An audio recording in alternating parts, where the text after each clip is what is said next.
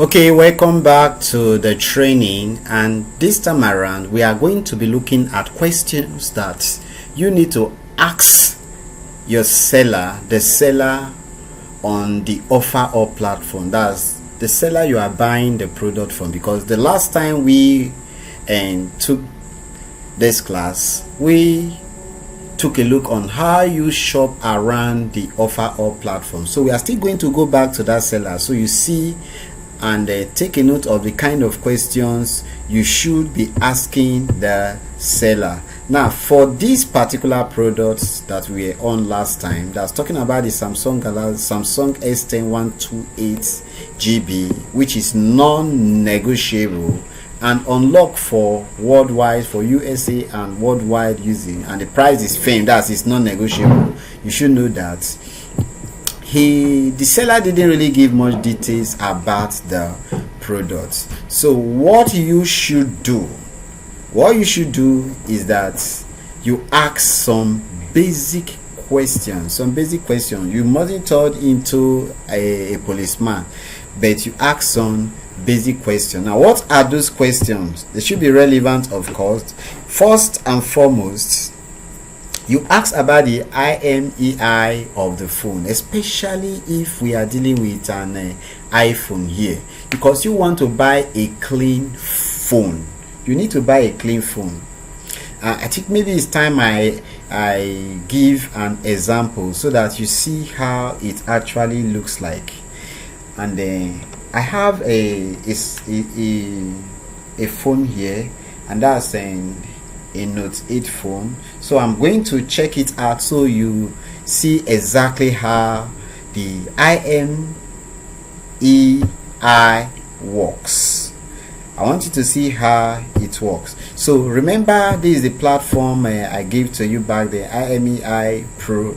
So I am just going to input my IMEI number in here, and we check it to see if it is actually clean, so you know exactly how this is done. This is another phone that I just checked, and it is not blacklisted, it is clean. So I'm going to show you putting another one here so you see exactly how it is. Or just pop in your number here, no need to even do that. You just pop in your IMEI here, which this, for this particular phone, this is it. Then you see the model of the phone, then you see the status. Blacklist status is is clean, and basically you know that the phone is okay. So that is how you do that. I'm going to just close up all this tab. We are not going to need it anymore. Now back to business.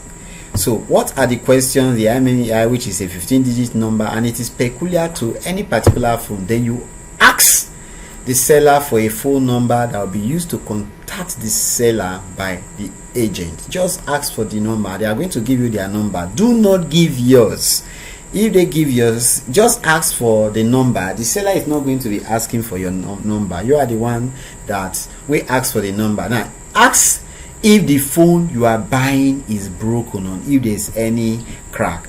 Take for instance this particular one. She just put the screenshot here, so you don't know if it has any issue, if it is cracked, if there is any if there's any issue with the cosmetic makeup of the phone. You don't know anything, so you need to ask those basic questions. Now you just ask about the general condition of the phone, then ask the seller to turn off the iCloud. Talking about iPhones now, then find my phone option must also be disabled by the seller. You need to make this clear and known to the seller.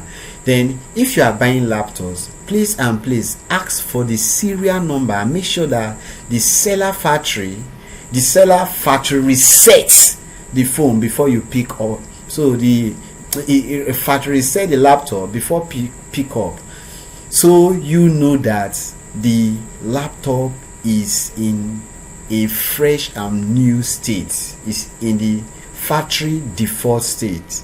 Now the reason for doing the IMEI check is so that you know the status of the phone. Like the one we checked last time, you discover that it's not blacklist blacklisted, meaning that the phone is not a stolen phone. It has not been blacklisted. It is a clean phone. So if you know, that is to know if it has iCloud or whether Find My Phone feature is also on, as well as this check the phone's blacklist status, as I just mentioned. Now another benefit of doing an IMEI check is to check if the phone is unlocked or not.